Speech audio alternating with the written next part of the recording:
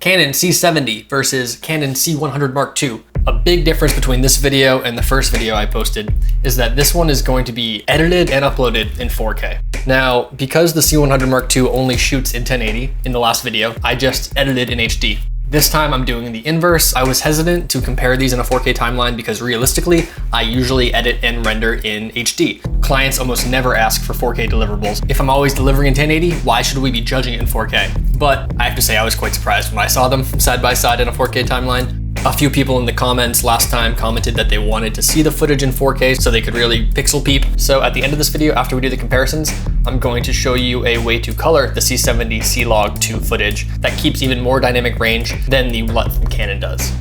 On the C100, I shot not in log, but in the wide dynamic range profile because it's basically the same amount of dynamic range, but just so much easier to work with. You don't have to bring the colors back to a workable place. It's also impossible to expose C-Log on the C100 Mark II unless you're using an external monitor. In the C70, you have a LUT built into the camera, and the LUT is the same LUT that I'm using when I edit. So I can see how the skin tones look. I can see exactly what I'm exposing for. With the C100, if you're shooting in log, it's a big guessing game. There's no false color on the C100, of course. Every time I shoot with the C100 Mark II, I have to go into the settings and turn on luminance, which brightens up the screen and gives it a little bit more contrast, but that always turns off whenever you turn the camera off. So I often don't power down my camera because I don't want to have to go back into the settings and re-enable luminance. There is a view assist function, but it still looks very flat. So if you're shooting on the C100 and you want to shoot log, you have to make sure view assist is on, you have to make sure luminance is on, and it still doesn't quite look right,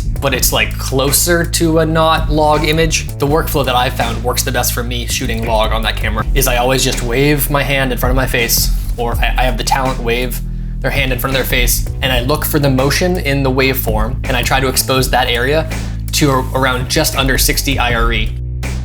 In running gun situations, it's impossible. I can't always be asking, hey, can you quickly wave your hand in front of your face? It's so much better on the C70 to just see what it looks like.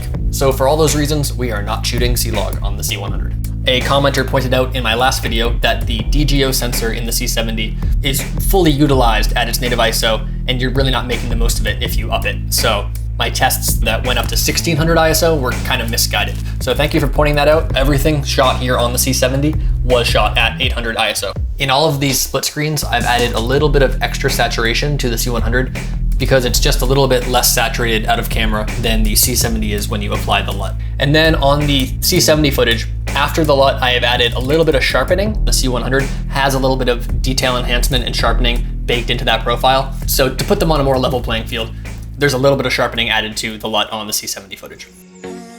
We're starting to notice a pretty serious magenta tint to the C100. I heard some people say the C70 looks green. I think it looks perfect. It has the right amount of green. You can see that again in this shot. My gray hoodie looks a little purple.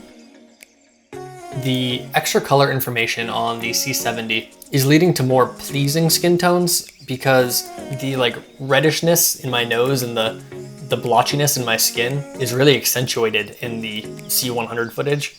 Whereas on the C70, there's more of a gradient between the tones within the skin, and I think it's just much more flattering personally. If you look at the scopes, the big thing that stuck out to me is that in the shadows, there's a lot of color creeping into areas where there should be no color. Down in the shadows here, we can see a lot of blue, whereas on the left half on the C70, it's white. The white aspects are white, or the black aspects are white. There's a little hint of blue in the highlights of the C70 footage. But on the C100, you can see there's all of that blue up top.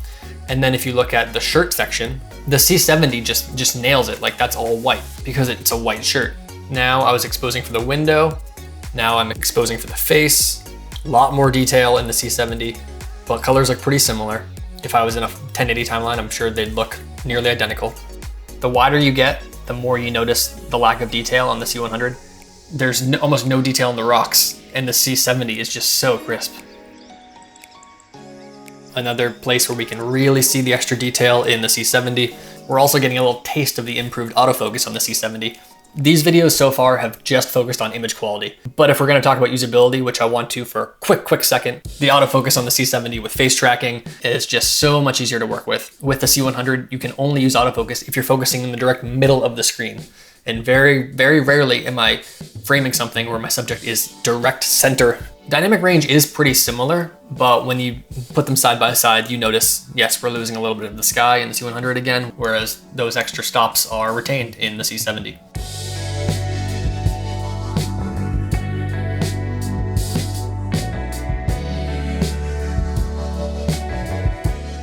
I'd honestly probably be satisfied with a lot of these shots on the C100 if I wasn't blowing it up to 200% and comparing it side by side to the 4K C70 footage. But now that I am, I see the differences. So far, all of these C70 clips have just been the LUT supplied by Canon with a little bit of sharpening. And that's what I did in my last video too. But now I'm going to show you a way in Resolve to get even more dynamic range out of the C70. Now this tip is theft. I took it from Tyler Stallman in a 9-month-old podcast I happened to recently stumble upon. He talked through how he colors his CLOG2 raw footage from his C200. If you pop into DaVinci and create 2 nodes, on the first node, you add the color space transform tool from the OpenFX library. You simply input your color space and gamma that you shot with. So in this case, Canon Cinema Camera and Canon LOG2, and then you put your desired output color space and gamma. And we are going to put log-C and Alexa. So the gamma curve stayed log, but now instead of Canon LOG2, which has a limited amount of quality LUTs that I'm aware of, we can treat the footage as if it's Alexa log-C footage. So we can add that Rec. 709 conversion right in DaVinci. And the highlight roll-off is probably the main benefit of this method. On this wipe right here, where the orange line is dividing the LUT on the right from the color space transform on the left, if you take a look at the scopes, you can see that the sky is ever so slightly being limited on the LUT side, whereas the Alexa conversion keeps everything. For a lot of projects, I will probably default to the Canon supplied LUT, like for corporate videos, but I think that looks more cinematic, very loaded word in the YouTube video creating sphere, the most overused word, but I like how it looks better. So there's that. In summation, the C70, easier to expose, lots more detail, much more flattering on the skin, retains more highlights, and superior autofocus, as well as a bunch of other UI stuff that I'm probably going to cover in another video. Subscribe if you want to see that stuff. Make sure it's exposed at 800 ISO to get the most of the DGO sensor. Drop any questions below. I'm gonna go film a sandwich.